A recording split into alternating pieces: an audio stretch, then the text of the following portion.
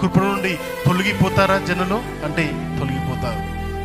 తొలగిపోయే అవకాశం కూడా ఉన్నది. అది దేని ద్వారా జరుగుతుందంటే మన శరీర కార్యాల ద్వారా, దుర్బోధల ద్వారా, ఎదుటి వ్యక్తుల యొక్క పాపము మనలోకి మళ్ళీ తిరిగి రావడం ద్వారా దేవుని కృపను పొందలేకపోతున్నారు.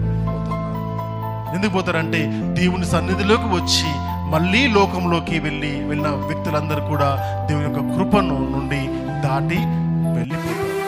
అది దేవుడు చెబుతున్న మాట. మరి మనమందరం కూడా ఎవ్వరము కూడా కృప నుండి తొలగిపోకుండడము అనేది మనం నేర్చుకోవాలి. ఈరోజు మనందరికి దేవుడు నేర్పిస్తున్న మాట కూడా అదే. కృప చేత రక్షింపబడ్డాము, కృప ద్వారా రక్షింపబడ్డావు కాబట్టి తొలగిపోవడానికి దేవుడికి ఆజ్ఞ లేదు.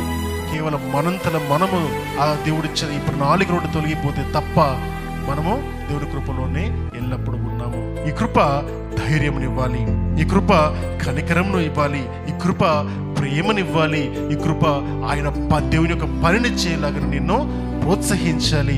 ఈ కృప దేవుని యొక్క ప్రేమను పెంపొందించేలాగా ఉండాలి.